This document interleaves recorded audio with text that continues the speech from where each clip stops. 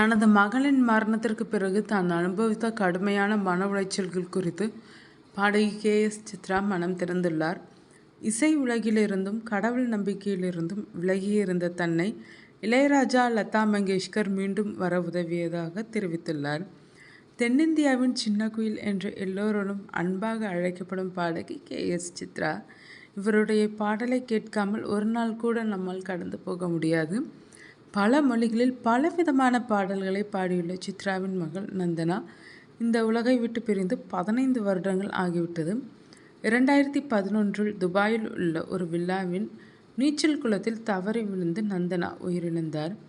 அப்போது அவருக்கு வயது 9. அந்த பெரிய அதிர்ச்சியிலிருந்து தான் எப்படி மீண்டு வந்தேன், கோயிலுக்கே போகவே பிடிக்காமல் இருந்த தருணங்கள் பற்றியும் கே.எஸ். சித்ரா சமீபத்திய பேட்டி ஒன்றில் உருக்கமாக பேசியுள்ளார்.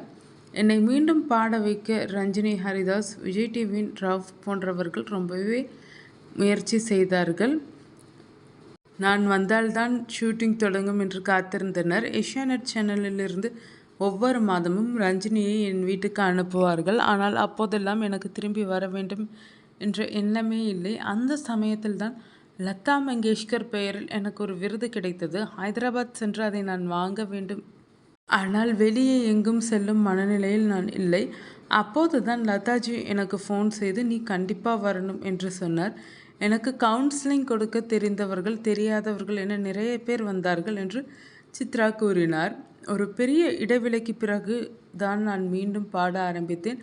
அதுவும் ராஜா சாரின் நிகழ்ச்சி. என்னால் பாட முடியாது என்று ராஜா சாரிடம் தெரிவித்தேன். ஆனால் நீ வரவில்லை என்றால் நான் இந்த நிகழ்ச்சியை ரத்து செய்து விடுவேன் என்று அவர் சொன்னார். அந்த நேரத்தில் அவருடைய மனைவி இருந்து 3 மாதங்கள் தான் ஆகியிருந்தது.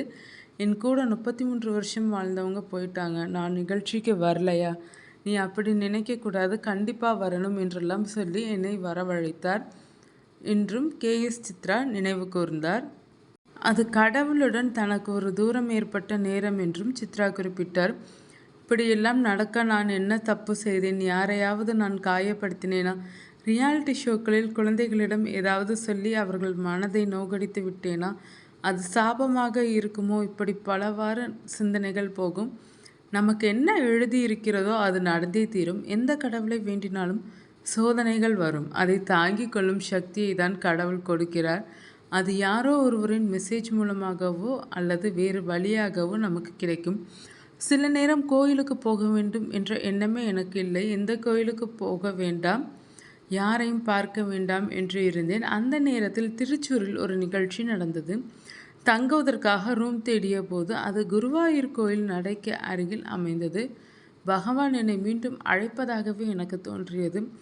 அன்று நான் கோயிலுக்கு போனேன். நீண்ட நேரம் அழுது விட்டு திரும்பி வந்தேன் என்றார் சித்ரா. இப்படி வீட்டுக்குள்ளேயே முடங்கி கிடப்பதால் நம்முடன் இருப்பவர்களின் வாழ்க்கையும் கஷ்டமாகுமே தவிர நாம் இழந்தது திரும்ப கிடைக்கப் போவதில்லை.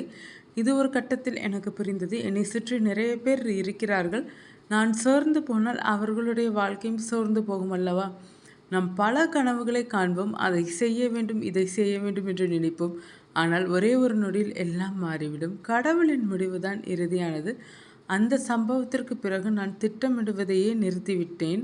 என்ன வருகிறதோ அதை அப்போது எதிர்கொள்ள வேண்டும். நாளைக்கு என்று எதையும் சேர்த்து வைப்பதில் அர்த்தமில்லை. கனவு கண்டு கொண்டிருப்பதில் எந்த பயனும் இல்லை என்றும் சித்ரா உருக்கத்துடன் கூறினார்.